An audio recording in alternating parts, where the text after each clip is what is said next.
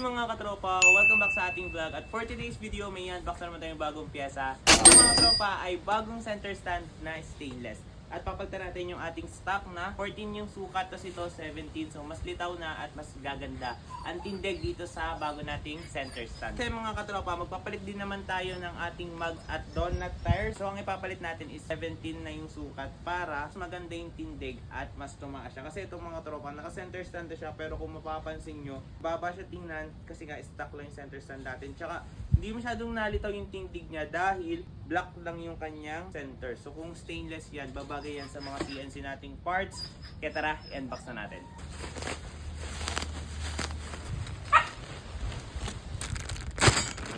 Okay mga katropa, so ito na yung ating center stand na bagong ikakabit dito sa ating Mio Sporty. Ito mga tropa ay stainless lahat, mabigat din. May kasama na siyang spring at tinan nyo naman, napakaganda.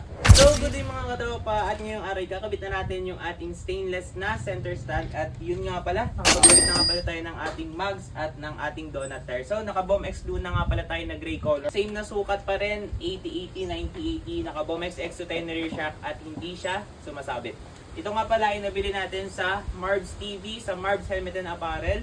At pati itong damit natin galing sa kanila. So tara, ikabit na natin to. So ang gagawin natin, tatanggalin muna natin yung kanyang spring. So nahugot na natin.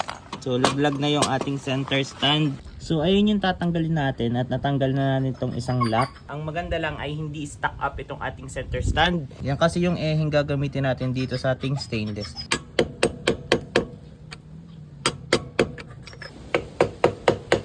Okay, natanggal na natin yung pinaka-ehe niya, yung stock. Kaya natin ito hugutin. Yun o. Para ma-visualize nyo yung pinakaiba ng 17 inches sa 14 inches, ganan siya. Ito yung 14 inches, ito yung 17 inches. Ating washer.